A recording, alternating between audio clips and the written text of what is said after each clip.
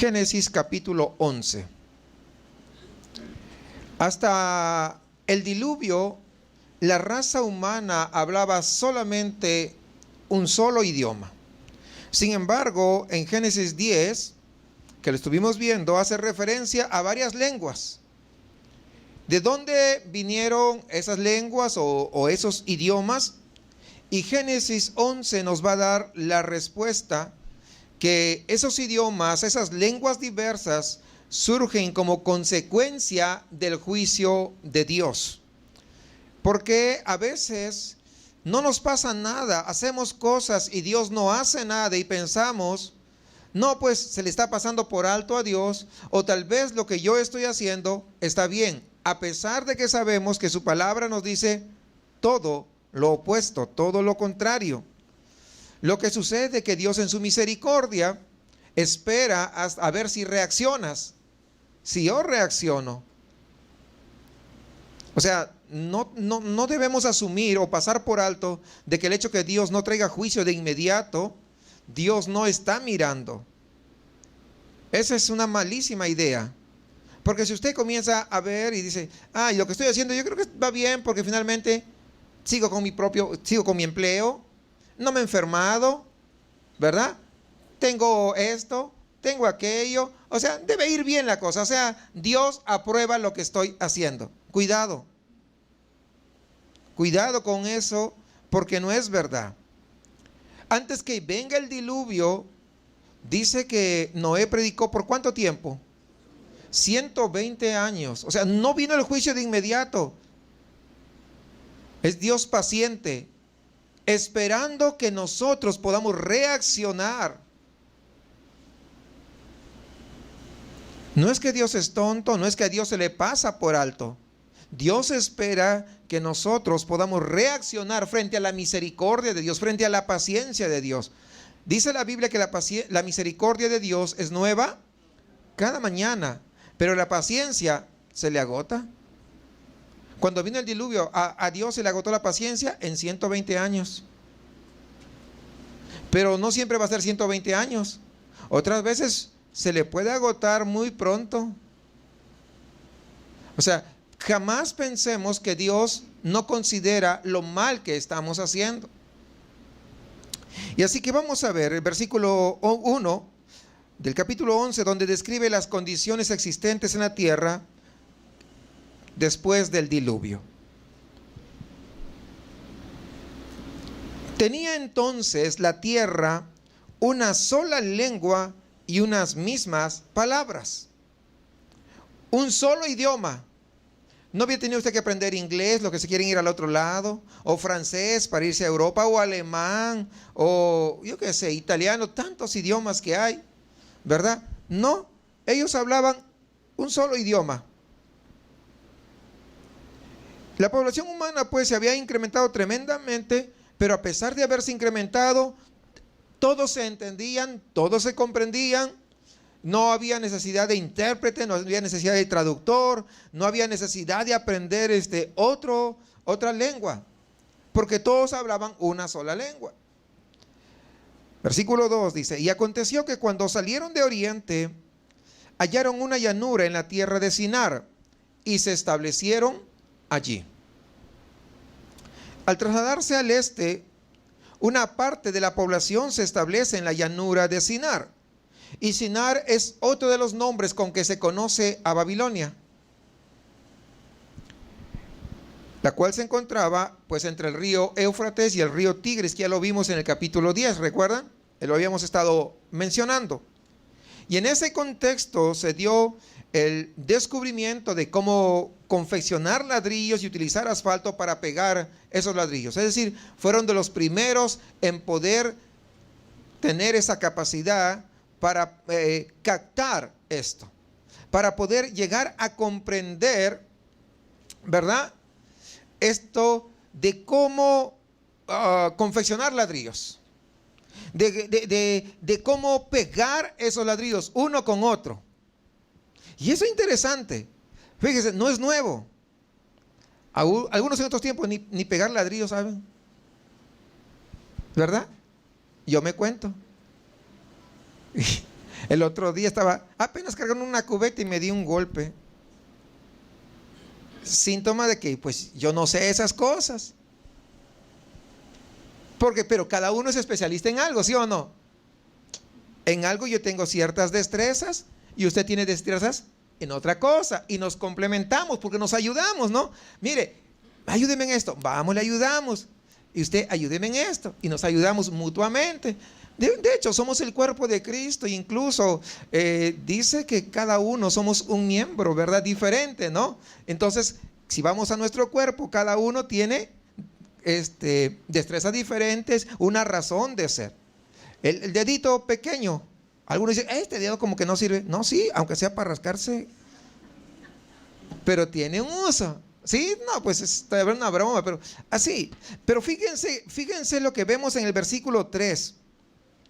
Y se dijeron unos a otros, vamos, hagamos ladrillo y cozámoslo con fuego. Fíjense esa idea, esa creatividad, esa inteligencia. Y le sirvió el ladrillo en lugar de piedra y el asfalto en lugar de mezcla. Es decir, la gente de Sinar ya en ese momento estaba usando cierto avance arquitectónico para dos cosas: para la construcción de una ciudad, ¿verdad? Babel, y la edificación de una tremenda torre. Dos cosas que lo vamos a ver ahora en el versículo 4. Y dijeron, vamos, edifiquémonos una ciudad y una torre, cuya cúspide, ¿sí saben lo que es la cúspide?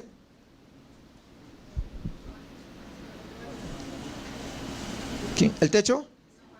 Es la parte más alta, ¿verdad? Cuya cúspide llegue al cielo. Y hagámonos un nombre. O sea, ya comienza, ¿no? Hagámonos de un nombre, o sea, famosos. ¿Sí? ¿Captan la idea? Es lo que ellos querían, el reconocimiento. No sé si va entendiendo. Ahí está. Hagámonos un nombre, por si fuéramos esparcidos sobre la faz de toda la tierra. Y acá vamos a ver. En sí, estas cosas que están mencionándose no eran pecaminosas. En sí, no lo eran. Lo pecaminoso tuvo que ver con la motivación para hacer estas cosas. Y esto es muy diferente. Quisieron en primer lugar construir una torre cuya cúspide llegue ¿a dónde? Llegue al cielo. Y aquí vemos qué cosa, el pecado del orgullo. Y sabemos que detrás del orgullo, ¿quién está? Satanás. Y ellos estaban dejándose manipular por Satanás. Ese orgullo de querer que, ¿quién quiso ser semejante a Dios? Pues eso es lo que ellos intentaban, llegar al nivel de Satanás. Y él estaba motivando a todos estos seres humanos a manifestar esa misma actitud que por naturaleza él tiene al tratar o tuvo en ese momento, al tratar de alcanzar el nivel de Dios. Entonces, la primera motivación pecaminosa, ¿cuál fue? El orgullo. No se olvide, el orgullo. Y en segundo lugar, quisieron construir la torre para hacerse un gran nombre, por si fuéramos esparcidos sobre la faz de toda la tierra. Fíjese esto. Cuando vamos al capítulo 9, no vayamos, pero para hacerle recordar, eso ya lo hemos estudiado. Cuando vamos al capítulo 9, Dios ordena a los hijos de Noé, recuerdan porque eran los que habían quedado, les ordena llenar la tierra. ¿Cierto o no? Es la segunda vez que Dios ordena llenar toda la tierra. Y esta actitud de estos hombres, por si fuéramos esparcidos sobre la faz, ¿qué está indicando? Está indicando que querían ser desobedientes a una orden que Dios mismo ha dicho que vayan y que llenen toda la tierra. Pero ellos no querían ir en contra de lo que Dios había ordenado. No sé si van captando la idea. Es decir, ellos, no, Dios no me va a decir lo que yo voy a hacer. Yo voy a hacer lo que creo que es mejor para mí. Y lo hago por mí, pero también por mi familia, entre comillas. Cuando Dios había dicho que llenen ¿qué? Toda la tierra. Y para llenar toda la tierra, ¿qué tenía que haber sido? Esparcidos. Pero ellos no quisieron esto, lo cual está mostrando una actitud de rebeldía en contra de los mandatos de Dios. Fíjense eso.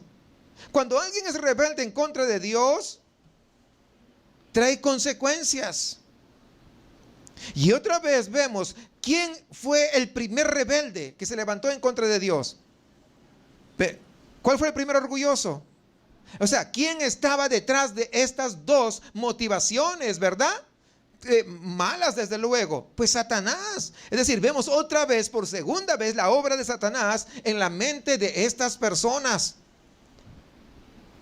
Como dijera Pablo siglos después sobre estos hombres, ahí en Efesios 1:2, siguiendo la corriente de este mundo, es lo que estaban haciendo, conforme al príncipe de la potestad del aire, el espíritu que ahora opera en los hijos de desobediencia. Y eso continuó y avanzó de generación en generación, la desobediencia. Así que estos dos pecados, orgullo y desobediencia a los propósitos de Dios, no son nuevos. Son tan antiguos como la raza humana, como lo estamos viendo. Y por siglos Satanás siempre ha estado motivando al ser humano a rebelarse en contra de Dios, y haciéndole y dándole ideas y dándole pensamientos, haciéndole creer que sus ideas, que sus pensamientos son mejores que los estatutos de Dios, que la ley de Dios, que los principios que Dios ha establecido. Qué corto nos quedamos, hermanos, cuando alguien pretende, dice, sí, yo sé que la Biblia dice, pero yo pienso. Pues ya no. Ahí nos estamos nosotros mismos nos estamos achacando una culpabilidad, porque sabemos qué es lo verdadero, qué tenemos que hacer, y no lo hacemos. Versículo 5, sigamos por favor. Descendió Jehová para ver la ciudad y la torre que edificaban los hijos de los hombres.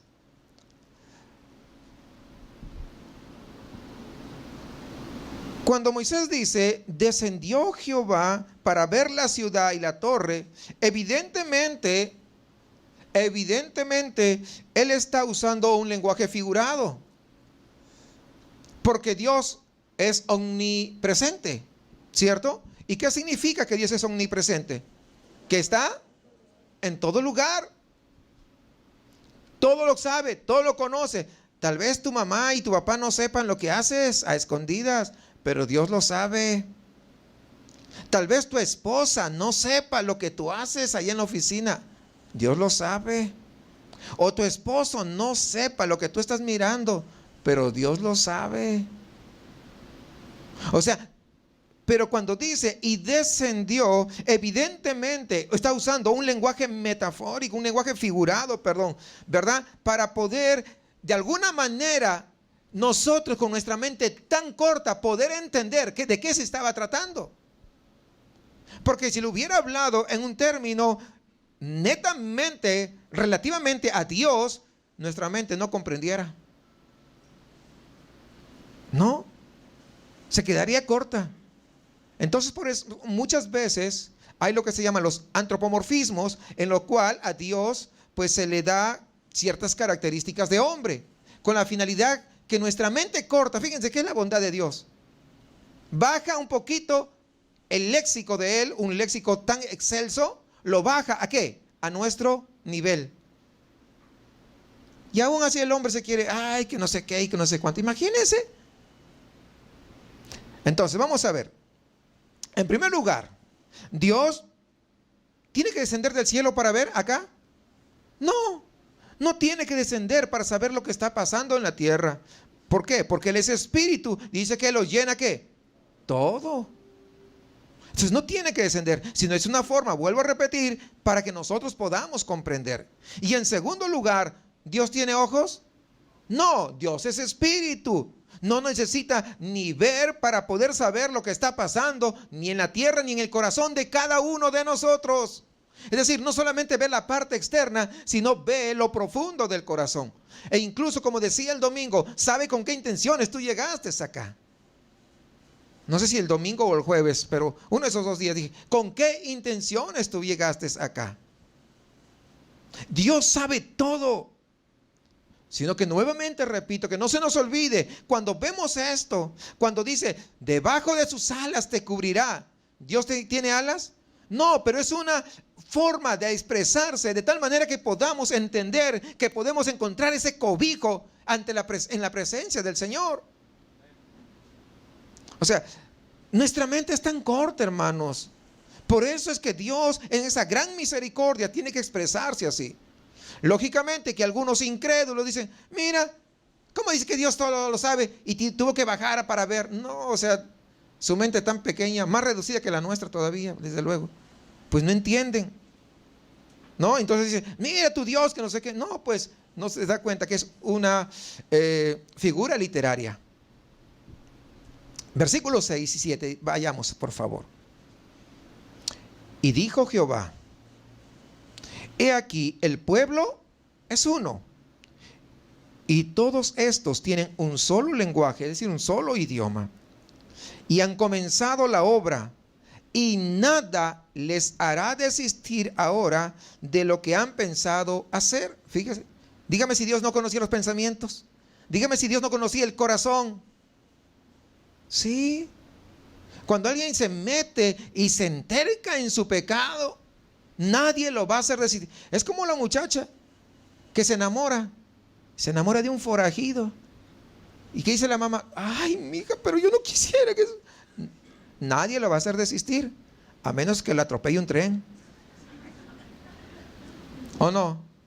Pues sí, porque todo el mundo ve lo malo que es ese tipo, menos ella. ¿O no es cierto? Pues sí. Pero Dios conoce, mire hasta dónde. Por eso estamos entendiendo, ¿no? Que Dios ya conocía qué cosa, lo que había en el corazón. O sea, nadie, si yo mando a alguien que vaya y predique, no, o sea, nadie lo va a hacer desistir, dijo. Entonces, pues yo personalmente voy a tomar acciones. Y es lo que sucede. Dice, nada les hará desistir ahora de lo que han pensado hacer. Es decir, Dios conoce, ¿qué cosa? Pensamientos. Ahí nos está mostrando, pensamientos. Ahora pues, descendamos y confundamos. Mire, ahora pues, descendamos. ¿Y está en singular o plural? Pues está en plural.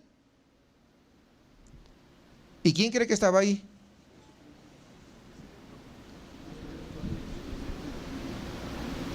Estaba Jesucristo, desde luego, pero también estaba el Espíritu Santo. ¿Por qué? Porque el Espíritu Santo es el que hace la obra. Ojo, hay cosas que hace Dios Padre, que no los hace ni el Hijo, ni el Espíritu Santo. Hay cosas que hace el Hijo, que no los hace ni el Padre, ni el Espíritu Santo. Y hay cosas que hace el Espíritu Santo, que no lo hace el Padre, ni lo hace el Hijo. Solamente el Espíritu Santo. Entonces, el hecho de venir y confundir la lengua, eso no lo hace el Padre. Tampoco lo hace Cristo, eso lo hace el Espíritu Santo. ¿Sí? ¿Está claro? Por eso, descendamos y confundamos ahí su lengua para que ninguno entienda el habla de su compañero. Es decir, el juicio de Dios, por la maldad que había, evidente, toma la forma de hacer que los hombres comiencen a hablar diversos idiomas. Y de repente alguien comenzó ahí, ¿no? Hablar inglés de repente, ¿no? Imagínense, estoy diciendo, pero, oye, ¿qué estás diciendo? No, ¿cómo que no? Tú no me entiendes, te estoy hablando normal. Para él era normal, porque él sí comenzaba a comprender el idioma que estaba hablando. Pero el otro, sacado de onda, dice, oye, ¿qué onda contigo? Te falta un sneaker. No, pues ni el sneaker ahora, ¿verdad? Fíjense cada uno, imagínense todos. Oye, ¿y ahora qué hacemos? No nos entendemos. Entonces, cuando no se entiende, dice, pues, y cada uno comienza a irse. Y es lo que pasó. Y yo me imagino, cuando yo digo me imagino, no lo dice la Biblia, yo me imagino que de todos, un grupito hablaba un idioma, otro grupito otro idioma, otro grupito otro idioma, otro así. Entonces, entre los que se entendían, vamos para allá. Otros que se entendieron, vamos al otro lado. No lo dice, pero porque en el versículo siguiente, en el 8, dice, así los esparció Jehová. Entonces, ¿qué significa? Los esparció. Que se fueron por diferentes lugares. ¿Cierto? Entonces, desde allí sobre la faz de toda la tierra y dejaron de edificar la ciudad. O sea, fue la manera que Dios trajo juicio a esos hombres. Si hubiera sido otro, hubiera dicho, con que quieren hacer eso, ¿no? ¡Pac! pues lo mato a todos. ¿O no puedo matar a todos? Pues sí. Pero Dios, aún con misericordia, los trata. Simplemente les hace o les da idiomas diferentes. Así que el propósito de Dios en hacer esto fue triple. En primer lugar, fue humillar a los seres humanos. ¿Por qué? Porque imagínense, no se entendían. Oye, pásame la pala. Y de repente le pasaban el martillo. No, te dije la pala. Y de repente le pasaban ahí una madera. ¿Cómo se sentían? Humillados. ¿Cómo? ¿Sí o no? ¿Comprende? O sea, en primer lugar, pues, fue humillarlos. Porque al orgulloso, pues, tiene que bajarle tantito. ¿Qué más? Segundo, hacer que dejen la obra de la construcción. Y en tercer lugar, a Dios nadie le impide cumplir sus propósitos. ¿Quién entiende eso? Nadie. Y Dios había mandado a los hijos de Noé, ¿qué cosa? Que esparcieran, que llenaran toda la tierra. Y entonces acabamos de ver de que Jehová esparció, dice, sobre la faz de la tierra. Cumplió su propósito, ¿sí o no? Hermanos, cuando Dios tiene un propósito, nadie lo va a interrumpir. No interesa que se levante el vecino, que se levante el otro hermano, tal vez sea primo que se está levantando, no entiende el propósito de Dios, ¿verdad? Que se levante el diablo y el mismo infierno, Dios cumplirá su propósito. O sea, nadie detiene el propósito de Dios. En otras palabras, Dios no iba a permitir que el pecado del hombre impidiera el cumplimiento de sus propósitos. ¿Sí? ¿Comprende? O sea, no, Dios no iba a permitir eso. Es lo que estamos viendo aquí. Sigamos versículo 9, por favor. Por esto fue llamado el nombre de ella, Babel. Está hablando de la ciudad. Porque allí confundió Jehová el lenguaje de toda la tierra y desde allí los esparció sobre la faz de toda la tierra. Es decir, fue como consecuencia de este juicio de Dios que la ciudad fue denominada Babel. No antes, sino a consecuencia del juicio. Y este nombre pues está relacionado con el verbo balal, hebreo, que significa confundir. De ahí viene la palabra confundir. Es interesante notar que arqueólogos han descubierto pues una serie de edificios allí en la zona de Babilonia llamados zigurats. Y estos zigurats tienen una base cuadrada, dicen los arqueólogos que han descubierto, y se elevan y van por niveles, van escalando en niveles, ¿no? Y le han dado a cada uno nombres. Por ejemplo, la casa del enlace entre el cielo y la tierra, ese es uno. Y así, varios nombres. Y algunos dicen, ¿habrá existido? Pues ya los mismos arqueólogos demuestran que ha existido.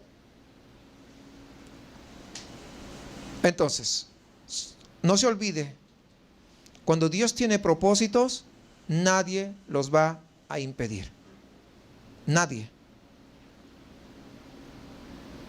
Algunos de ustedes tal vez en algún momento Dios ha hablado a sus vidas y ha dicho, tengo tal propósito contigo. Y muchas veces hemos pensado que a veces Dios se olvidó. Yo recuerdo cuando tenía unos 14 años, Dios me habló. ¿Cuántos entienden que Dios habla? ¿Verdad? Y me dijo, yo te voy a usar en el ministerio. Y yo decía, ay, qué emocionante se siente. No, wow, Señor, pues qué bien que me vas a usar. Y yo pensé, no, pues ya comencé, el Señor me va a usar. Y yo pensé que ya. Y yo estaba ahí afanoso, ¿no? Ahí, como yo evangelizaba, y dije, seguro en esto me va a usar el Señor. Y seguía. Pero llegó una edad, 19, 20 años, como que creo que Dios se equivocó. Como que Dios olvidó. Porque comencé a estudiar pues una carrera profesional secular. O sea, no tenía nada que ver con lo espiritual. Y pensé que Dios se había olvidado. Y seguí desarrollando, haciendo negocios y tanto. Y yo dije, no, pues Dios ya se olvidó. Hice carrera dentro de la institución donde estuve y dije no. Y de vez en cuando me acordaba, pero cada vez me acordaba menos, porque pues pasaba el tiempo. Hasta que el Señor me llevó a Estados Unidos. Y cuando me lleva dice, ¿tú crees que me había olvidado? No, ahora empieza contigo. Pero no creo que así nomás ya te vas. No. Tienes que pasar por mi escuela. Porque acá no tienes mamita ni papito. Acá solamente dependes de mí. Acá no tienes hermanas que te vayan a ayudar. No, tú solamente estás solo en este país. Yo te traje aquí y quiero que aprendas a depender de mí. Muchas veces nuestra vida no es usada por el Señor porque no hemos aprendido a depender de Él. Decimos, pero no hemos aprendido.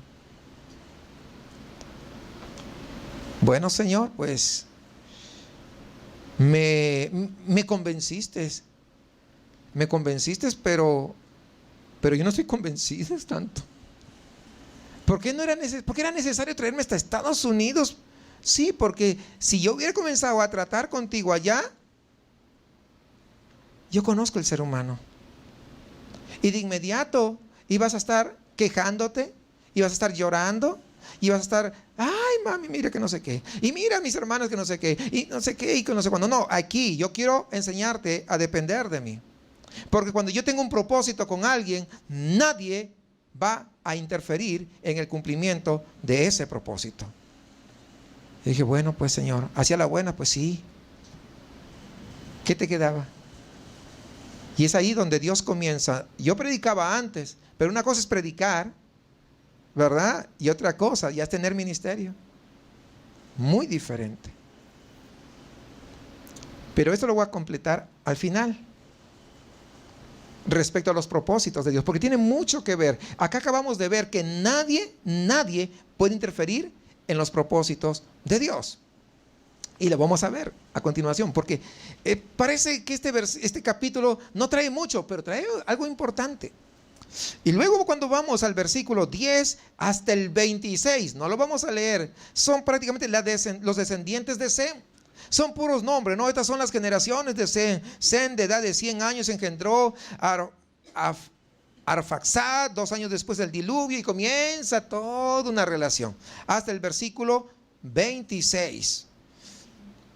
Así que, versículo 10, lo que hace es marcar el inicio de la quinta sección de Génesis. Recuerden que habíamos dicho que va dividido en secciones. Entonces, a partir de este versículo 10, comienza ya la quinta sección del libro de Génesis. Y de los versos 10 al 26, pues tenemos toda la genealogía desde Sem hasta Abraham. No Abraham, sino Abraham. En ese entonces era Abraham nada más, ¿verdad? Y según esta lista había 10 generaciones entre Noé y Abraham. Notamos que la edad de los hombres, no sé si ustedes se percatan, está en su Biblia, fue decreciendo paulatinamente. Sem, por ejemplo, dice que vivió un total de 600 años. Pero cuando llega al último, que es Nacor, vivió 148 años. O sea, si se dan cuenta, ¿no? Antes vivían más y luego va disminuyendo. Poco a poco se iba cumpliendo la palabra que Dios había expresado ahí en Génesis capítulo 6, versículo 3. Y en esta lista aparece la figura de Eber, versículo 14 al 17. De hecho, de este nombre Eber es que viene la palabra hebreos. De ahí se origina la palabra hebreos, que lo utilizamos para referirnos pues a los judíos. Versículo 27. No, esos pues son puros nombres, no hay mucho que explicarles, pero quiero ir al 27. Y aquí marca el comienzo de la sexta sección de Génesis. Vayamos al 27, dice, estas son las generaciones de Taré. Taré engendró a Abraham, a Nacor y a Harán, y Harán engendró a Lot. Desde los versículos 22 al 32 nos introducen al gran padre de la fe, Abraham. ¿Por qué? Porque él es el progenitor de los judíos. Y aquí comienza la historia de la nación de Israel. Pero no solamente eso. Quiero que sepan que es mucho más que eso. A la vez, él dice que es padre de todos. ¿Quiénes? De todos los creyentes. Miren Romanos, rapidito, voy a ir a Romanos 4:16 para entender esto. Por tanto, es por fe, para que sea por gracia, a fin de que la promesa sea firme para toda su descendencia, no solamente para la que es de la ley, sino también para la que es de la fe de Abraham, el cual es Padre de todos nosotros. Es decir, aquí en este versículo que estamos leyendo, versículo 27, está dando inicio, ¿verdad? Aquí comienza la historia suya y mía, porque es a través de él que va a venir toda la descendencia para llegar hasta nuestro Salvador. ¿Ok? No, o sea, no nos sintamos muy alejados. Aquí comienza la historia entonces de todo el pueblo de Dios, judío y gentil. Las dos líneas. Y según el relato bíblico, Abraham tuvo dos hermanos, Nacor y Harán, lo que acabamos de leer, dos hermanos. Versículo 28, y murió Harán antes que su padre Taré en la tierra de su nacimiento, en Ur de los Caldeos. Como vemos, Abraham nació y fue criado en Ur de los Caldeos. Ur era una de las ciudades más importantes en esos tiempos. De hecho, era la capital del imperio de los caldeos, conocidos también como babilonios. Era una ciudad de mucha cultura. Era una ciudad importante, por decir, en México, Monterrey es una ciudad importante. Así era Ur de los Caldeos. Lamentablemente era a la vez una ciudad entregada a la idolatría, particularmente a la devoción del dios de la luna. Ese era su dios principal, que lo tenían ahí en el centro. Por ende, la Biblia afirma que Abraham y sus padres eran idólatras. Fíjese, muchas veces me han preguntado, ¿por qué Dios escogió a los judíos? ¿Por qué escogió a los judíos? ¿Por qué no escogió a otra nación? ¿Por qué escogió a los judíos? Y yo siempre le digo, porque eran de lo peorcito. Sí. O sea, para que nadie se le vaya y diga, no, Dios me escogió porque yo soy bien buena gente, yo no era idólatra, yo soy santo y yo no sé qué. No, no. Fíjense de dónde viene. De lo vil y menospreciado. ¿Qué cosa? Nos escogió Dios. ¿Sí o no? Para que no te creas. Miren, voy a Josué para ver lo que dice. Josué 24:2. Y dijo Josué a todo el pueblo, así dice Jehová, Dios de Israel, vuestros padres habitaron antiguamente al otro lado del río, esto es, Taré, padre de Abraham, el que estamos viendo ahorita, y de Nacor, y servían a dioses extraños. ¿Ve? ¿Qué cosa es servir a dioses extraños? Pues idólatras, ¿se da cuenta? Eran idólatras. Y qué interesante que la Biblia no es tapadera de nadie. ¿Se dan cuenta que la Biblia, si fuera hombre, ojo, si fuera un hombre, escondiera esos detalles? ¿Sí o no? Lo malo nos gusta esconderlo. No, no, solamente lo bueno lo sacan. Pero aquí Dios es Dios y conoce todas las cosas, ¿verdad? Y nos está mostrando que ellos vienen, ¿qué? De un pueblo idólatra. Para que cuando Dios comience a obrar en tu vida, comience a obrar en tu corazón, tú no digas, ay, es que soy demasiado pecador. Pues eso es lo que le gusta a Dios. Trabajar con esos pecadores y de los terribles.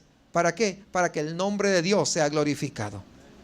Cuando tú seas cambiado, cuando tu corazón sea transformado, entonces Dios sea más glorificado. Harán, uno de los hermanos de Abraham, dice que murió aún estando en Ur y dejó a su hijo. ¿Cómo se llamó? Lot. Génesis 11:29. Y tomaron Abraham y Nacor para sí mujeres. El nombre de la mujer de Abraham era Sarai y el nombre de la mujer de Nacor, Milca, hija de Harán, padre de Milca y de Isca. Es decir, Abraham y su otro hermano, Nacor, tomaron pues sus respectivas esposas. Y la esposa de Nacor fue Milca, mientras que la esposa de Abraham, ¿quién fue? Sarai. Ahora todavía es Abraham y Sarai. Luego ya es cambiado su nombre, ¿no? A Sara. Y ambas tenían parentesco con sus esposos, ¿no? Era la costumbre en esos tiempos, pues se casaban con los primos. Eso en esos tiempos estaba permitido. Milca era hija de Abraham, mientras que Sarai era media hermana de Abraham, cuando lo vemos ahí en Génesis 20, ¿no? Es lo que nos dice las escrituras. Y el nombre de Abraham significa padre enaltecido o padre exaltado. Y recuerden algo, que antiguamente siempre se daba un nombre con un sentido, con una razón. No se daba un nombre acá, es que me gusta ese nombre. No, es que suena bonito, está de moda. No, es que yo quiero ponerlo igual que la actriz de la telenovela. Le voy a poner Paloma a mi... Pues imagínense, ¿no? O sea, o sea, en esos tiempos no se podía, no, o sea, no que no se podía, no se ponían los nombres así. Siempre se ponían con un sentido, siempre representaban algo, ¿ok? Y en este caso, Padre Exaltado, pues indicaba de que era una familia importante dentro de Ur. O sea, eso tenemos que entenderlo. O sea, no eran cualquiera, era una familia. Y si nos remontamos acá a Monterrey, pues de repente podríamos decir de qué. Eran que de los Garza Sada. No, sí, más o menos, para que entienda. A ese nivel era la familia de Abraham. Sin embargo, había una tristeza en la vida de Abraham. Su esposa Sarai era estéril, como dice el versículo 30. Vamos al versículo 30. Mas Sarai era estéril y no tenía hijo. Es todo lo que dice. 8 palabras. Mas Sarai era estéril y no tenía hijo. ¿Cómo es que este hombre, Abraham, vino a confiar en Dios siendo de un trasfondo idólatra? ¿Se ha puesto a pensar? Su trasfondo era idólatra y de hueso colorado, como dicen acá. Sí, o sea, más o menos eso era. Era idólatra. Pues, ¿cómo es que vino a confiar en Dios? No lo sabemos, la Biblia no lo dice. Sin embargo, podríamos tal vez decir que tal vez, ojo, no estoy diciendo que así fue, tal vez fue la muerte de su hermano Nacor, o tal vez la esterilidad de su esposa Sarai hicieron que Abraham comenzara a recapacitar y empezara, oye, estos dioses que estamos haciendo como que no tienen mucho poder. ¿Cómo dejaron que se muriera mi hermano? Era mi carnalito. Sí, si hubiera sido mexicano hubiera dicho así, ¿verdad? Pero, ¿cómo? No. ¿Y cómo permiten estos dioses que nosotros lo hacemos? Pues que mi esposa, ¿verdad? No pueda darme un hijo. Y entonces, yo creo que esto comenzó como, tal vez, ojo, no lo dice, pero estamos viendo de acuerdo a las circunstancias que se presentan. Tal vez comenzó a dudar de esos dioses. Lo que sí es cierto es que estando aún en Ur, Dios se manifiesta a Abraham. Hechos capítulo 7, versículos 2 y 3 es lo que nos dice. Y él dijo: varones hermanos y padres, oíd, el Dios de la gloria apareció a nuestro padre Abraham estando en Mesopotamia, antes que morase en Harán. ¿Se dan cuenta? Está hablando de Ur, Mesopotamia. Y le dijo: sal de tu tierra y de tu parentela y ven a la tierra que yo te mostraré. No sabemos cómo fue, pero obviamente fue un momento impactante en la vida de Abraham y fue trascendental en la historia de toda la humanidad, incluyéndonos nosotros. Porque ya vimos, ¿no?, que eso repercute hasta el día de hoy. Y Dios se manifiesta a Abraham no solamente para beneficio personal, sino que a través de él, para beneficio de todas las naciones de la tierra, iban a ser bendecidas. Y es lo que dice en el capítulo 12. Se lo voy a leer en el versículo 3 nada más, porque luego ya estudiaremos más a detalle. Dice Génesis 12:3: bendeciré a los que te bendijeren, y a los que te maldijeren maldeciré, y serán benditas en ti todas las familias de la tierra. Si usted es bendito, es gracias a esa palabra, a esa promesa que Dios le hizo a Abraham. Y esto, si se da cuenta, no es condicional. Dice: a todas las familias de la tierra. Usted ve que aún los incrédulos tienen trabajo, ¿sí o no? Y a veces tienen mejor casa que uno. Por mis fuerzas, que no sé qué. No. El día que lean esto se van a caer como condorito. Entonces, al manifestarse a Abraham, Dios le ordena.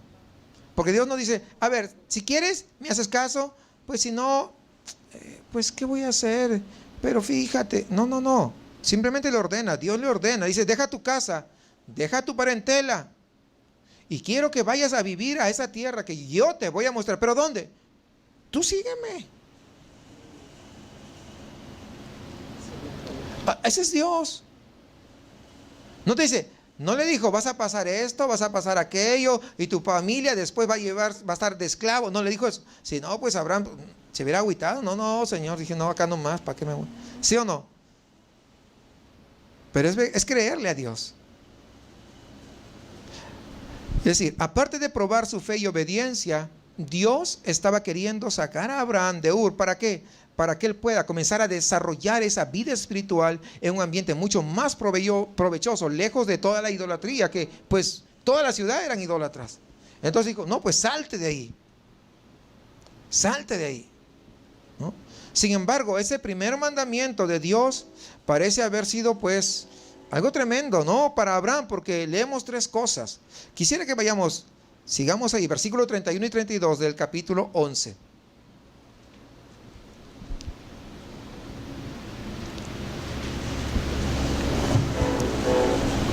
Y tomó Taré a Abraham su hijo y a Lot, hijo de Harán, hijo de su hijo, y a Sarai su nuera, mujer de Abraham su hijo, y salió con ellos de Ur de los Caldeos para ir a la tierra de Canaán. Y vinieron hasta Harán y se quedaron allí. Y fueron los días de Taré 205 años, y murió Taré en Harán. En primer lugar, vemos que fue el padre de Abraham. Taré es el que toma la iniciativa de salir de Ur, aunque pues no sabemos por qué, pero es lo que nos está narrando aquí. En segundo lugar, al salir de Ur, Abraham, no dejó a su parentela, sino que se fue con su padre y con su sobrino Lot. Y en tercer lugar, Abraham no llegó a la tierra de Canaán, sino que se quedó en Harán. Ahí estuvo. Y así termina esta primera parte. ¿Sí? Así termina ¿así termina o no el capítulo? ¿Es todo lo que dice o dice algo más? Versículo 33, ¿no tiene? ¿No? Yo pensé que tenía. Pero regresemos al versículo 30, que es donde quiero que nosotros podamos enfocarnos. Un versículo pequeño, muy pequeño. Y dice, se me fue, mas Sarai era estéril y no tenía. Sarai era estéril y no tenía hijo. Qué interesante. Este dato, que generalmente no forma parte de las genealogías, tiene una importancia, hermanos, muy especial a la luz de la promesa hecha por Dios de un heredero para Abraham. Cuando vamos a Génesis 12:2, le dice Dios, hablando a Abraham, le dice, y haré de ti una nación grande, y te bendeciré, y engrandeceré tu nombre, y serás bendición.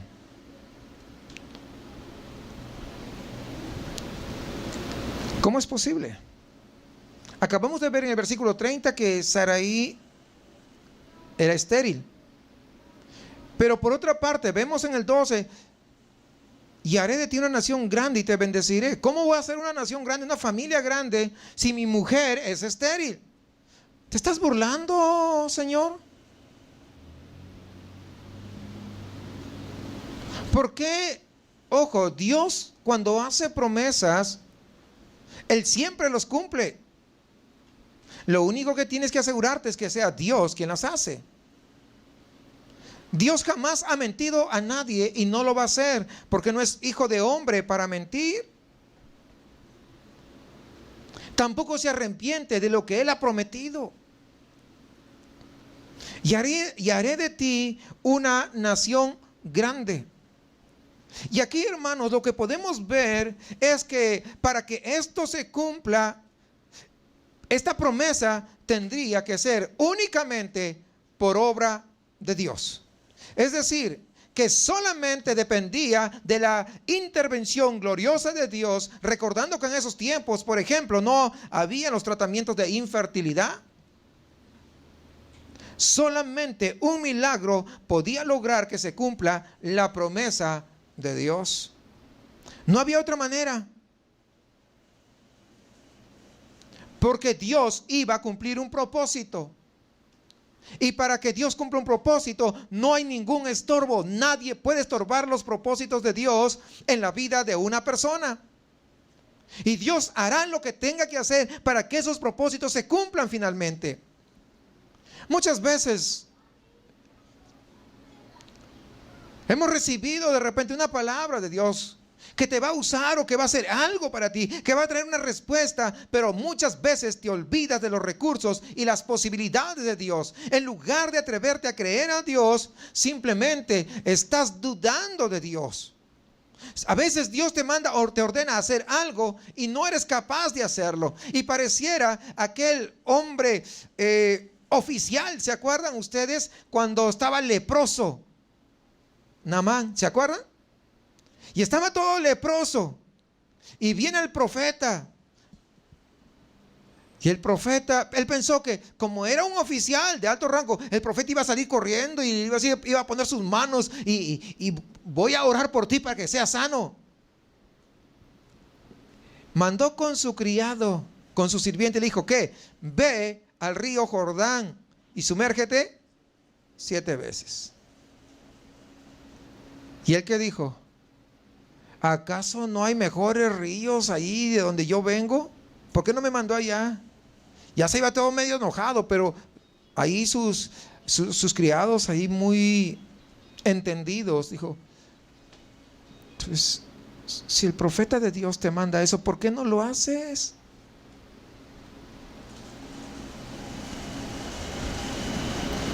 Porque no es donde tú quieras, es donde Él quiere. Y entonces, pues medio a regañadientas fue y se metió una y salía. No pasaba nada. Se metió otra vez y no pasaba nada. 4, 5, 6 veces. ¿Saben qué estaba haciendo Dios? Estaba quitándole el orgullo. Tú no recibes tu respuesta, tal vez. Cuidado con tu orgullo.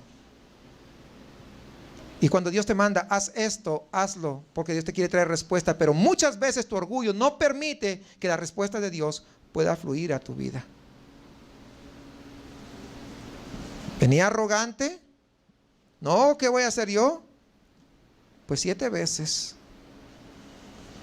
Y dice que cuando a la 7ª vez sale, su piel era como la de un bebé, totalmente restaurada.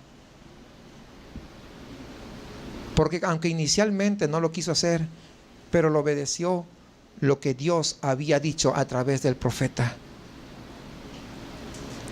Muchas veces tú no entiendes, porque tu orgullo no te permite comprender que tienes que hacer determinadas cosas, porque tu respuesta está de camino, pero mucho depende de ti. El poder someterte en obediencia a lo que Dios está marcando. Y qué triste que muchas veces, teniendo el Dios de los recursos interminables, nosotros podamos seguir viviendo una vida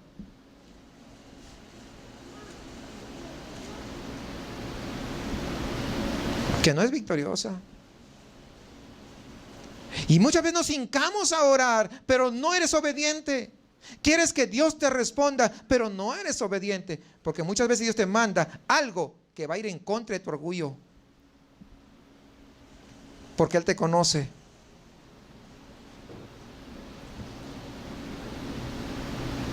Muchas veces esa respuesta justamente es por eso que no llega, por el orgullo que está todavía en el corazón.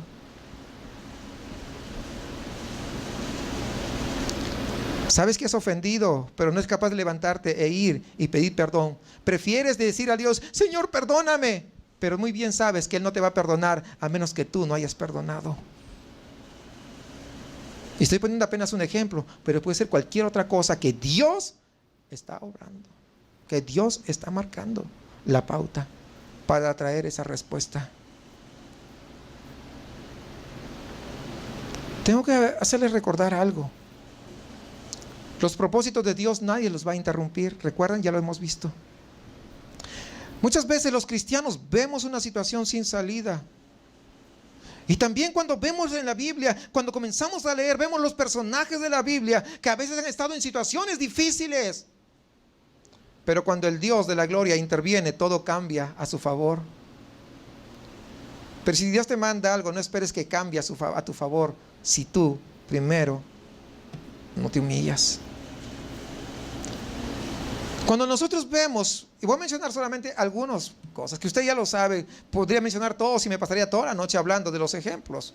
Pero cuando vemos que el pueblo de Israel sale de Egipto ya libre, y cuando está avanzando se encuentra frente a un mar que no le dejaba atravesar, y da vuelta y ve que el ejército de Faraón viene tras ellos. Era una situación difícil,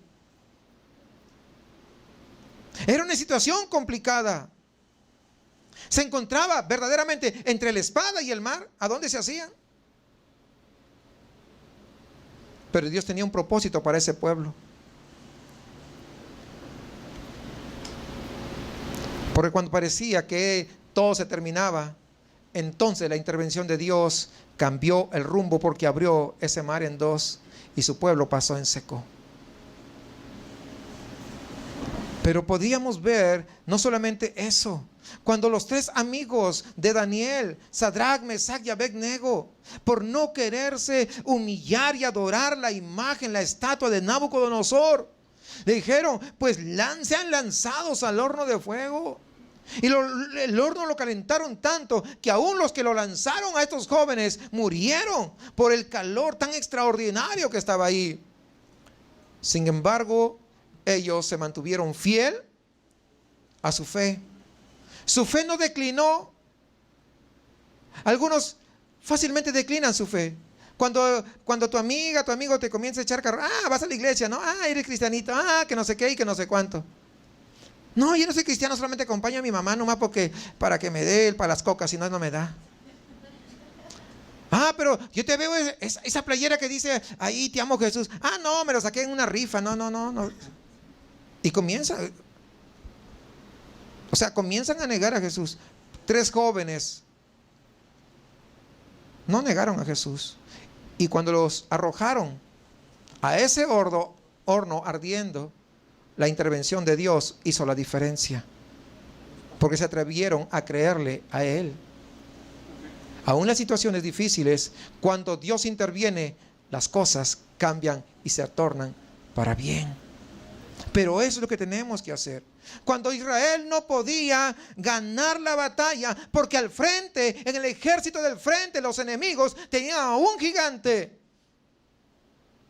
donde nadie quería salir a hacerle frente, Dios levanta a un jovenzuelo, a un adolescente llamado David, un joven débil, porque ni siquiera podía cargar ese armamento, ese vestido para poder ser un guerrero.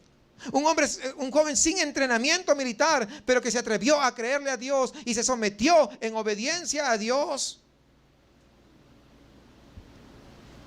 Y Dios interviniendo a favor de ellos de una manera prodigiosa, vencieron al ejército enemigo.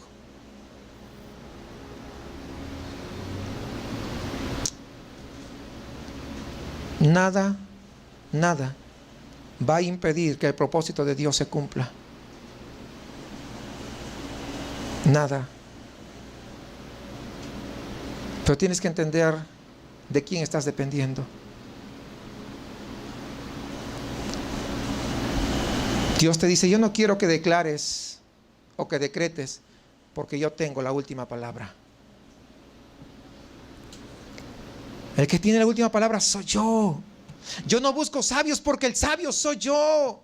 Yo no necesito gente lista, porque el listo soy yo.